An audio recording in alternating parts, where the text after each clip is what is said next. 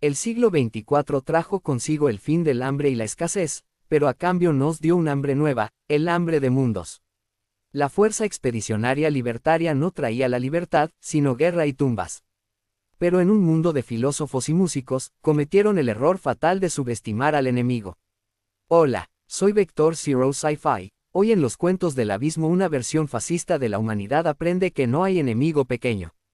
Si piensas que mi esfuerzo como creador original tiene algún valor, puedes motivarme a seguir escribiendo con un like, suscribiéndote, y activando la campanita. Capítulo único, Pesadilla. El cielo de Auria no fue reclamado por las nubes, sino por el metal. Desde la capital de mármol y vidrio soplado, los soñadores observaron cómo el violeta etéreo de su tarde se fracturaba bajo el peso de los destructores de la fuerza expedicionaria libertaria de la Tierra. Eran moles de metal negro, de kilómetros de largo, que escupían fuego naranja mientras descendían.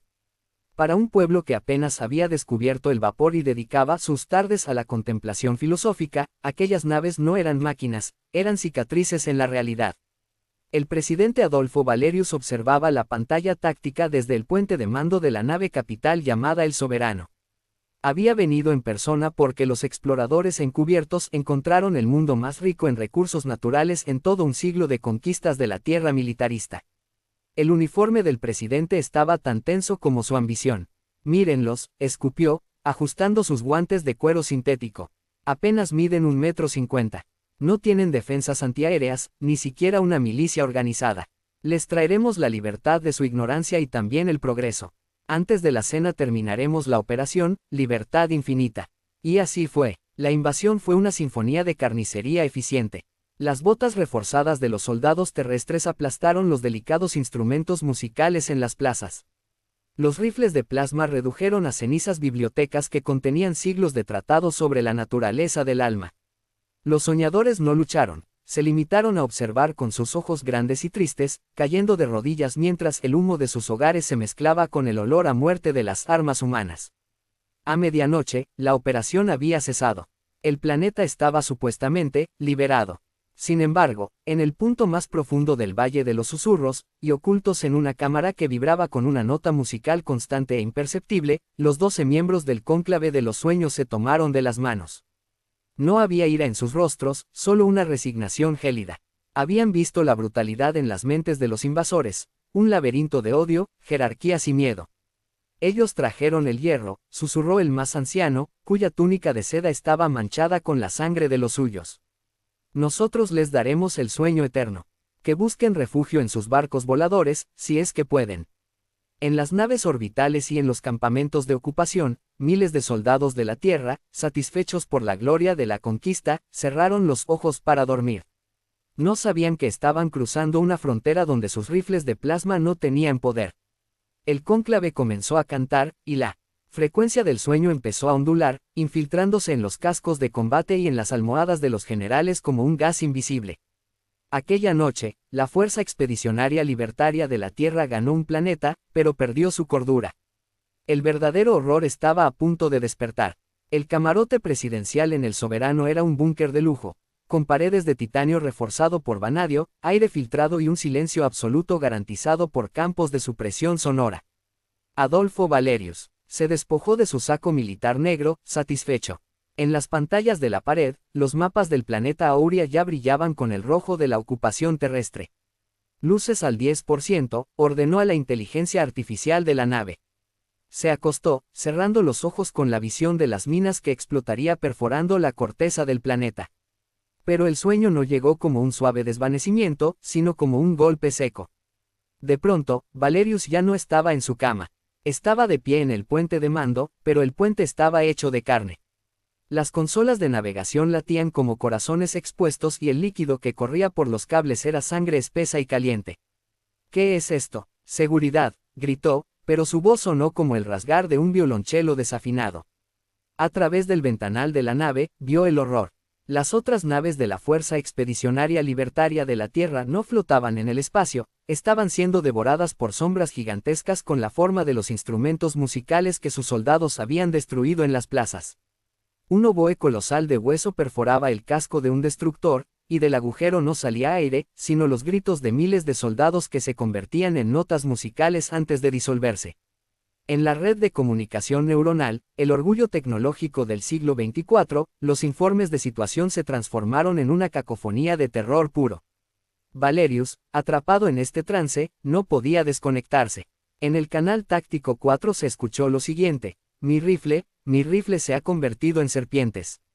Me están devorando las manos. Y en la cubierta de motores, el núcleo de energía está llorando. Presidente, el motor de salto tiene rostro y nos está maldiciendo. Valerius intentó moverse, pero sus pies se habían enraizado al suelo de carne. Frente a él, el holograma táctico se encendió solo. No mostraba mapas, sino los rostros de los 12 miembros del cónclave de los sueños. Sus ojos grandes no parpadeaban. Presidente, dijeron al unísono, sus voces resonando no en sus oídos, sino en la base de su cráneo. Ustedes miden el progreso en cadáveres. Nosotros medimos la eternidad en sueños. Bienvenidos al mundo que no pueden quemar. En el mundo físico, en los pasillos reales de la nave capital El Soberano, los soldados empezaron a morir de formas físicamente imposibles. Un guardia de élite, dormido en su puesto, comenzó a regurgitar flores hechas con su sangre coagulada hasta asfixiarse. En los barracones, los hombres se daban la vuelta en sueños y sus cuerpos se doblaban hacia atrás, rompiendo sus propias columnas vertebrales con el sonido de madera seca quebrándose. Valerius vio en su pantalla onírica cómo su mejor batallón, los Libertadores de Hierro, marchaban hacia un abismo en una pesadilla colectiva. Cada hombre y mujer caídos en el sueño, hacía que en la realidad sus cuerpos se convirtieran en carne molida como si hubieran impactado en el suelo desde un acantilado. Detengan esto. Es una orden, bramó Valerius, un rictus de pánico descomponiendo su rostro. Las órdenes son para los que están despiertos, susurró el anciano del cónclave, apareciendo justo detrás de él. Su mano pequeña y delicada se posó en el hombro del presidente. Usted se quedará aquí, Valerius. Será el único espectador de la sinfonía final. Verá cómo su flota de metal se convierte en un montón de sueños rotos. Valerius intentó gritar, pero de su boca solo salió una melodía triste. Miró sus manos y vio que su piel se estaba convirtiendo en papel, en viejos tratados de filosofía que el viento de la pesadilla arrancaba poco a poco, hoja por hoja. Afuera, en el vacío del espacio, las luces de las naves terrestres empezaron a parpadear y apagarse, una por una, como velas en una cripta. La fuerza expedicionaria terrestre no estaba siendo derrotada por armas. Estaba siendo eliminada por la propia mente de sus hombres y mujeres, amplificada por la mística frecuencia del sueño. El presidente de la Tierra estaba atrapado en su propia mente, y el cónclave acababa de cerrar la puerta por fuera. Mientras en el camarote presidencial Valerius se convertía en papel, el resto del soberano se transformaba en un matadero surrealista. La frecuencia del sueño no solo atacaba las mentes, estaba reescribiendo la materia a través de la percepción de los agonizantes. En la cubierta de artillería, el sargento Kovic, un veterano de 100 conquistas, intentó disparar su pistola de pulsos de plasma contra una sombra que crecía en la pared. Pero al apretar el gatillo, el arma no escupió plasma. El cañón de metal se ablandó, transformándose en el cuello de un cisne negro que comenzó a picotearle los ojos. Es una alucinación colectiva. Resistan, rugió un oficial por el intercomunicador, antes de que su voz se convirtiera en un gorgoteo de agua. El titanio de los pasillos, diseñado para resistir explosiones nucleares, empezó a sudar una resina perfumada. Las luces LED blancas parpadearon y cambiaron a un tono violeta etéreo, el color de los atardeceres de Auria. Los soldados, con los nervios destrozados, veían cómo sus armaduras se fundían con su piel, convirtiéndose en caparazones de insectos o en túnicas de cristal que les impedían moverse. En los comedores, el pánico alcanzó su clímax. Los hombres no huían de monstruos con garras, sino de sus propios recuerdos. Un soldado lloraba mientras abrazaba un tanque de oxígeno que, en su mente, tenía la forma de su madre fallecida. El tanque, bajo la influencia de la frecuencia del sueño, comenzó a absorber la vida del hombre hasta dejarlo como una cáscara vacía. A través de los conductos de ventilación, el canto del cónclave se hizo físico.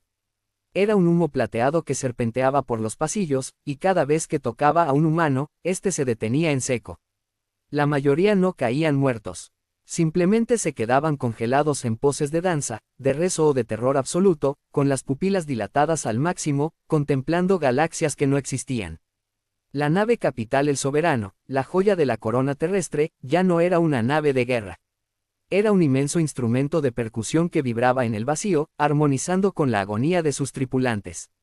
Los motores de salto, alimentados por la voluntad del cónclave, dejaron de emitir radiación para emitir un bong que hizo vibrar los huesos de cada ser vivo en el sistema planetario. Poco antes del amanecer, el ruido de los gritos y el metal cesó por completo. Un silencio denso, casi sólido, se apoderó de la flota. Las máquinas de matar de la humanidad habían sido domesticadas por el sueño. Luego de una noche de pesadilla, el sol del planeta Auria salió como cualquier otra mañana, bañando las cúpulas de mármol con una luz dorada y pacífica.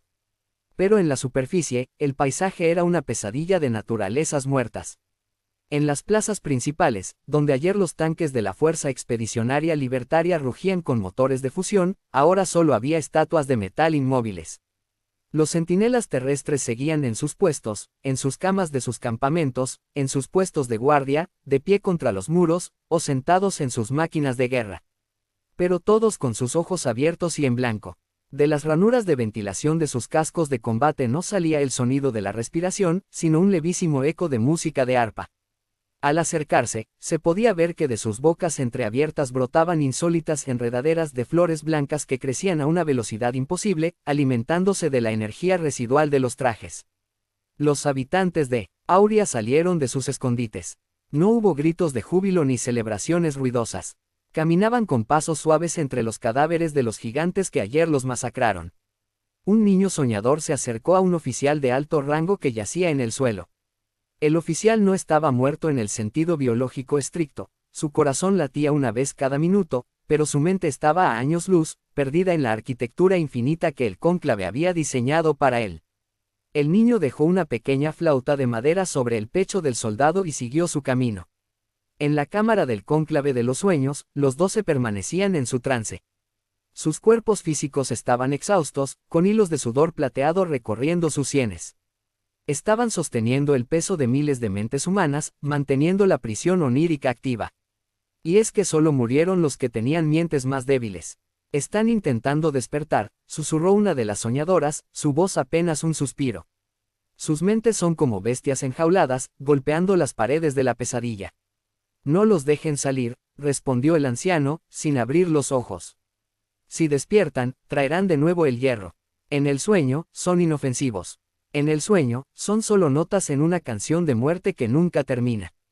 Sobre ellos, en el cielo azul, la nave capital El Soberano empezó a perder altura. No por un fallo mecánico, sino porque la inteligencia artificial de la nave, conectada neuronalmente al alucinado presidente Valerius, había empezado a soñar también.